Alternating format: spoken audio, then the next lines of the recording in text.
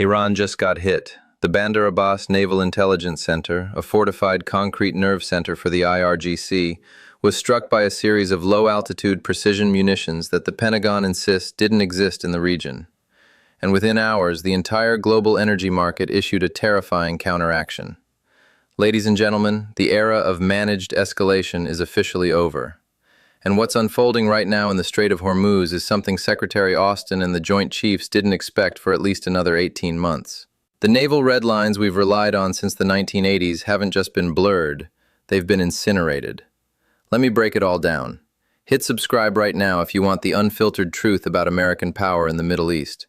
We cover what the mainstream networks won't, every single day. Turn on notifications so you never miss when we expose the next Pentagon cover-up. Do it now. Here's the sequence. May 4th, at 0300 local time, thermal imaging from commercial satellites confirmed 3 massive detonations at the Iranian Naval Coordination Hub near the Strait. Immediate consequence: the Iranian Navy issued a red alpha maritime closure, effectively placing a kinetic chokehold on 21% of the world's daily oil consumption. This wasn't a routine drill or a technical malfunction. Reuters and the Wall Street Journal have both confirmed through signal intelligence that the strike originated from an unidentified platform in the North Arabian Sea. Now, Tehran had already warned that any kinetic strike on their sovereign soil would trigger the Great Prophet defensive protocols. That warning? It just got cashed in. IRGC fast attack craft are currently swarming the primary shipping lanes, and the Fifth Fleet is scrambling FA-18 Super Hornets from the USS Abraham Lincoln to prevent a total blockade. But here's where it gets bigger than a local naval skirmish. See, Iran didn't just scramble boats. There are emerging reports of a coordinated cyber takeover of the SCADA systems at the Ras Tanura refinery in Saudi Arabia. 2 Greek-flagged tankers seized and diverted toward the port of Keshem. Houthi rebels in Yemen launching a saturation swarm of 40 drones toward the Bab el-Mandeb Strait. Hezbollah units in southern Lebanon moving heavy rocket artillery into active launch positions facing the Mediterranean gas fields. Let that sink in. 2.4 million barrels of transit oil, frozen. 6 major global insurance syndicates, compromised. And the International Maritime Organization just issued a Category 1 emergency declaration demanding all civilian hulls exit the Persian Gulf immediately. This isn't a regional border dispute anymore. This is a global energy decapitation strike, and Tehran is making sure the American consumer feels the pain at the pump by sunset. Now you might be asking, why would Iran risk a total war with the United States over a single intelligence center? Why would they commit economic suicide by closing the very strait they rely on for their own limited exports?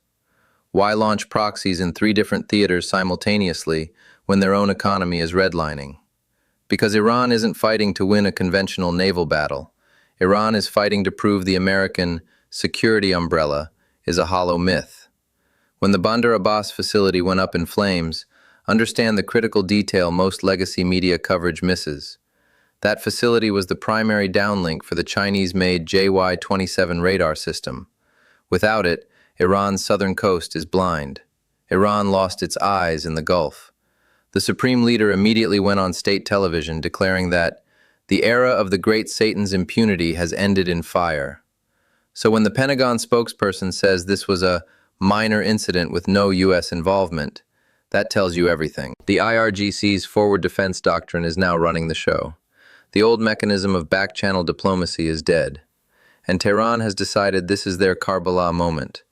A sacrificial stand intended to force a total U.S. withdrawal from the Middle East through economic exhaustion. Now here's the part no one in Washington, D.C. wants to talk about.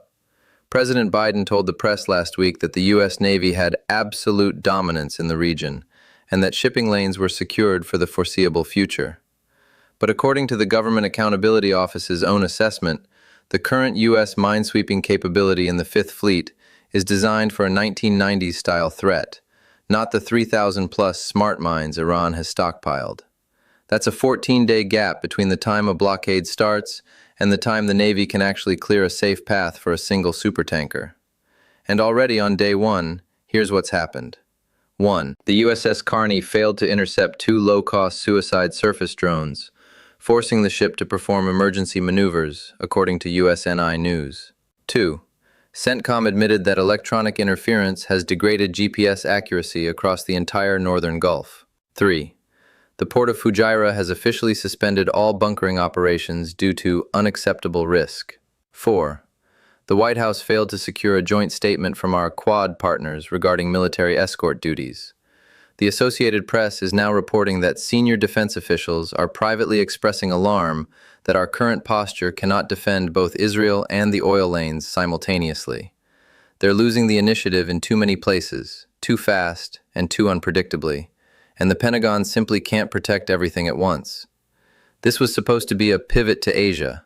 That's the exact phrase the Secretary of State used with the Senate Foreign Relations Committee just last month. But Iran turned it into a sinking in the Gulf. Let's zoom out because this stopped being a U.S. Iran spat about 6 hours ago. Israel has officially moved its Arrow 3 missile batteries into high alert status after the Hezbollah movements in Lebanon. The 98th Paratroopers Division is already positioned on the northern border. Russia is moving 2 Kilo-class submarines toward the eastern Mediterranean, and the Kremlin spokesperson just said that any intervention in Iranian internal security will be viewed as an act of aggression against the BRICS alliance. That's 4 nuclear-capable nations now actively posturing with or against the United States. 4. And Turkey just closed its airspace to all U.S. military transport flights. Egypt has slowed Suez Canal transits for any vessel associated with the U.S. Naval Task Force. Over 400 commercial flights have been canceled across the Middle East and Southern Europe. British Petroleum suspended all operations in the region until June 1st. The European Union is scrambling to figure out their winter heating reserves now that both the Qatari LNG shipments and the Iraqi northern pipelines are disrupted. WTI crude just touched $104.18 and is climbing by the minute. Brent crude spiked to $112, a staggering 14% jump in a single trading session. The rial in Saudi Arabia jumped to its highest volatility index in a decade, a sign that hot money and global capital are fleeing the region as fast as the wire transfers will allow. This brings us to the $104 question. If the Pentagon says there was no strike, and if the Navy says they have control, why is the most sensitive instrument on Earth, the global market, screaming total war? The market knows what the politicians won't admit. Oil at $104 isn't about supply and demand, it's a truth premium.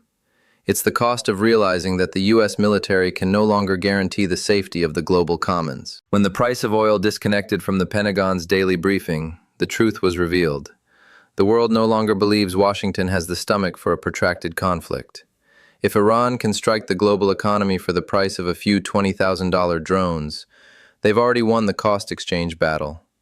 Every hour the strait remains contested is an hour where the American dollar loses its status as the world's primary security currency. The bottom line is this. The strike on Bandar Abbas was the match, but the $104 oil is the wildfire. We are witnessing the collapse of the post-World War II maritime order in real time. The Pentagon can deny the strike all they want, and Iran can claim 1,000 victories, but the reality is written in the gas prices you'll see tomorrow morning. We are headed for a summer of high-stakes naval brinkmanship, where one mistake by a 22-year-old sonar technician could trigger a conflict that makes the Iraq War look like a skirmish. But I want to hear from you. Do you think the U.S. should pull out of the Gulf entirely and let the region find its own balance? Or is it time for a full-spectrum response to stop Iran once and for all? Let me know in the comments below. I read as many as I can. Don't forget to like this video and share it with someone who still thinks our energy security is guaranteed.